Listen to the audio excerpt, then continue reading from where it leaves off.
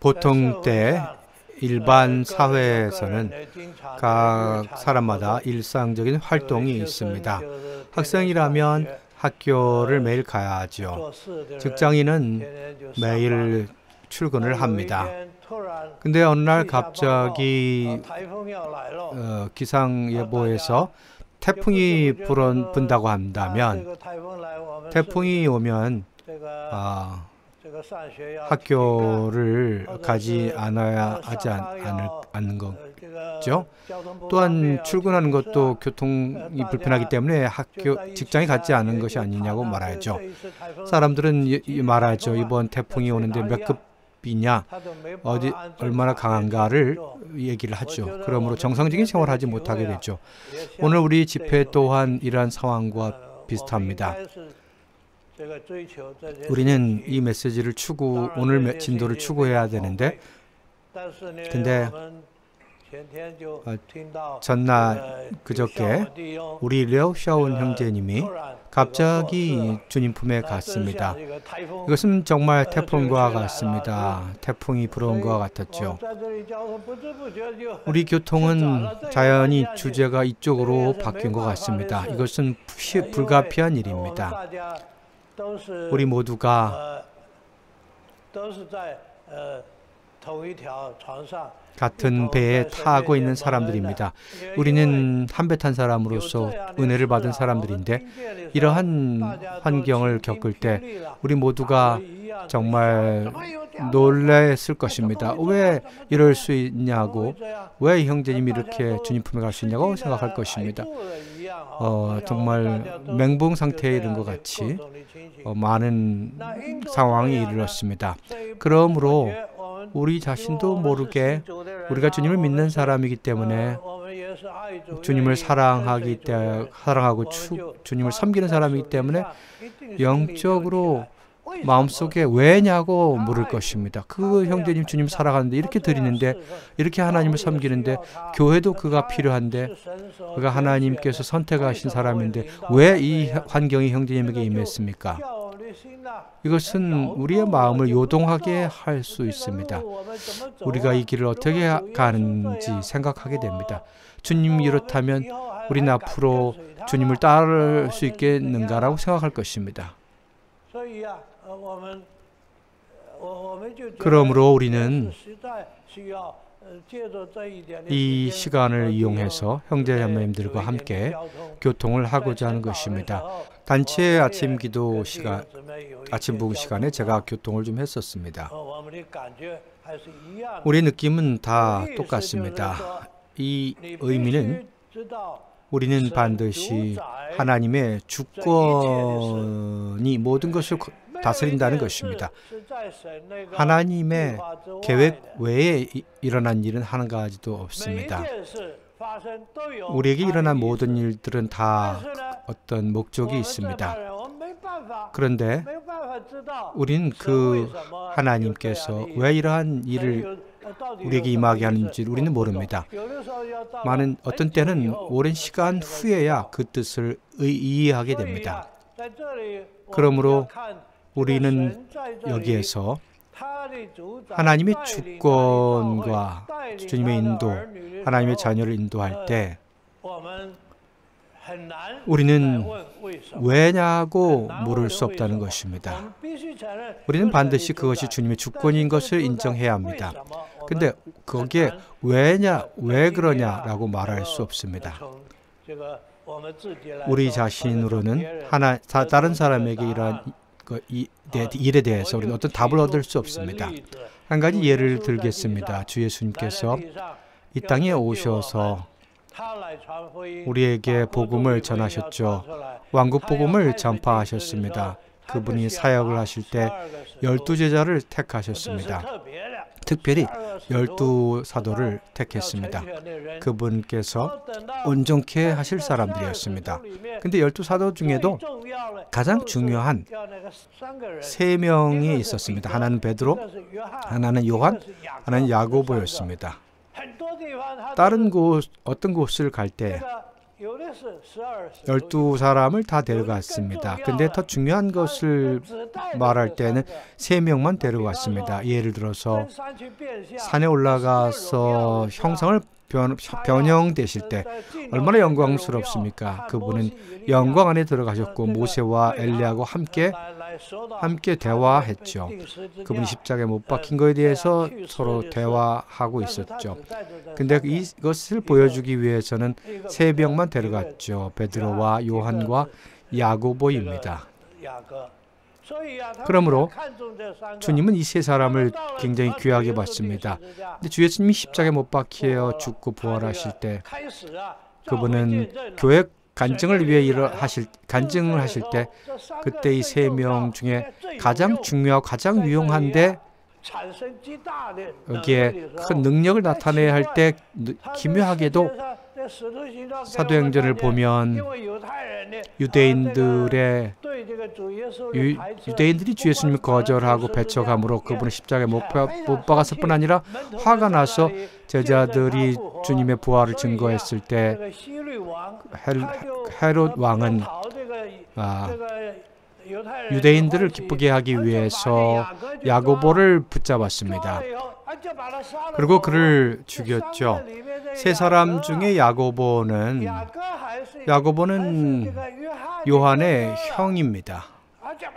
근데 그를 칼로 죽였습니다. 근데 왜 주 예수님은 야고보를 보존하지 않았습니까? 주님이 가장 온전케 하려고 하는 3사람 중에 한 사람이 칼로 죽임을 당했는데 왜 그냥 계셨습니까? 이런 일이 벌어졌죠. 아마 주 예수님도 야고보를 구원할 수 없다고 생각했을 것입니다. 그러나 그 변화를 보십시오. 유대인들은 헤롯 왕이 야고보를 죽인 것을 기뻐했습니다. 그래서 헤롯이 베드로까지 잡아야겠다고 했습니다. 그래서 베드로를 감옥에 가두었죠.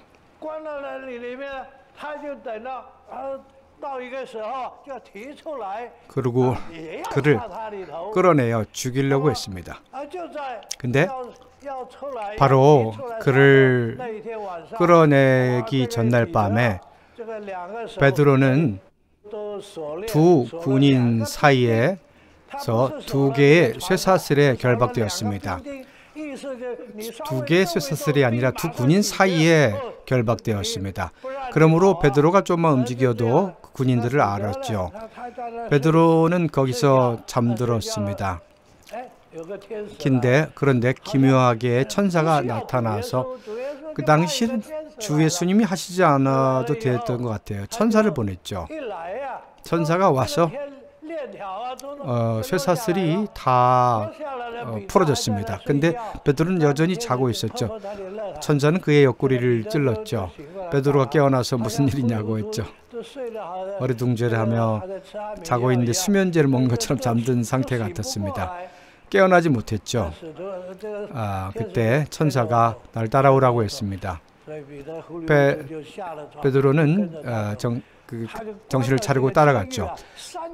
3겹의 그러한 그 감옥의 문이 있었죠. 그 안에 감옥이 있고 나오면서 또 문이 있었는데 그 문이 자동문이 된 것 같아요. 옛날에는 처음에 들어가 보니까 문이 열렸습니다. 또 나오니까 문이 또 열렸습니다. 3겹의 그런 문을 다 열렸고 그러므로 그 거리로 나왔죠. 베드로는 나오자 천사가 사라졌습니다. 그때 베드로는 깨달았습니다. 하나님이 천사를 보내 나를 구원하셨구나라고 했죠. 그래서 그는 여기저기 어디를 찾아가냐 하다가 거기에 작은 그룹의 기도가 생각났죠. 가정에 있겠다 하고 마가의 어머니 집에 갔죠. 거기서 문을 두드렸습니다. 그 뒤에는 말하지 않겠습니다. 내가 왜 이걸 말합니까? 주 예수님께서 베드로는 이렇게 쉽게 구원하는데 왜 야고보를 구원하기에 어렵겠습니까? 주님이 야고보를 구원할 수 없는 게 아닙니다. 구원하지 않은 것이죠. 구원하지 않은 것입니다. 베드로를 구원하셨죠. 오늘 여러분도 그것을 이해하지 못할 것입니다. 왜 그랬는지 이해하지 못할 것입니다. 그러므로 우리가 봐야 할 것은 우리가 겪는 많은 일들은 우리가 이해하지 못할 때 이해하지 못한다고 해서 우리의 믿음이 약해져서는 안 됩니다. 하나님의 일은 우리가 알 수 없습니다. 왓츠먼 리 형제님은 이것을 우리에게 보여주셨습니다. 이 세 사람은 하나님이 그 세 사람에게 특별한 사역을 주셨다고 했습니다. 야고보는 무슨 사역이 있습니까? 칼에 죽임을 당했는데 그는 그의 순교 또한 사역이라고 했습니다. 주님을 위하여 목숨을 드려 돌아보지 않고 목숨을 드리는 것, 이것에 대해 리 형제님이 말씀하셨죠. 물론 우리 류 형제님이 떠난 것은 순교의 사역인지는 잘 모르겠지만 우리가 정말 하나님의 주권을 보았다면, 하나님의 권능을 보았다면 우리의 믿음은 요동하지 말아야 합니다. 하나님, 내가 이해하지 못하지만 내가 압니다. 하나님이 이런 일이 일어나지 않게 할 수 있으십니다. 근데 왜 그 순간 그때 우리 류 형제님이 떠났습니까? 왜 그 형제님이 떠날 때 그 커피점에 가서 커피숍에 갔습니까? 왜 마침 그때에 자가용 한 대가 그 식당 앞에 있었고 왜 밖에 부분에 차를 주차했습니까? 왜 트럭이 그 당시에 그쪽으로 지나갔습니까? 결국 그 형제님이 그곳 지나가다가 아주 좁은 공간을 가게 됐죠. 나는 이렇게 그 공간을 갈 수 없다고 생각하고 빨리 주차하기 위해서 브레이크를 밟았습니다. 이렇게 브레이크를 밟음으로 차가 사고가 났죠. 하나님이 그 형제님을 구원하려면 시작부터, 처음부터 좀 늦게 도착하게 하고 좀 천천히 가게 할 수 있었습니다. 그 자동차 한 대가, 그 오토바이가 한 대 들어오게 하고 그 차가, 트럭이 거기에 지나가지 않게 하고 발생하게 할 수 있지요. 그렇게 안 하게 할 수 있습니다. 왜 그렇게 했습니까? 우리는 이해하지 못합니다. 근데 형제자매님들이요, 우리는 이해하지 못합니다. 그렇지만 왜냐고 묻지 않습니다. 하나님의 주권을 우리가 알고 우리는 그분 앞에 사는 사람들입니다. 어느 날 그것이 나타날 것입니다. 하나님이 하신 일은 다 좋은 것이라는 것을 나타낼 것입니다. 이러한 일이 좋은 것이라고요? 말하겠지만 그러나 우리는 하나님에게서 나온 것은 다 좋은 것이라고 말해야 합니다. 그러므로 여기 앉아있는 우리들은 우리가 이것을 봐야 하고 이러한 느낌을 가져야 합니다. 이러한 느낌 안에서 우린 형제자매님들을 도와야 합니다. 이러한 일, 우리가 생각지 못한 일들이 벌어질 때 우리 믿음이 여전히 견고해야 하고 주님을 향하여 여전히 견고히 서 있어야 합니다. 주님께서 우리가 아침 단체 기도 시간에, 아침 단체 부흥 시간에 우리가 사람이 부족한 상황에서 우리 류 형제님이 주님 품에 갔는데 형제님은 아침 이런 단체 부흥 시간에 형제님이 필요한데 주님이 데려갔습니다. 그러므로 우린 여기에서 함께 형제자매님들과 정말 환난을 받은 가족과 같습니다. 우리는 주님의 교회를 긍휼히 여겨주시기를 바라며 장래에 주님께서 더 그분의 영으로, 그분의 은혜로, 그분의 축복으로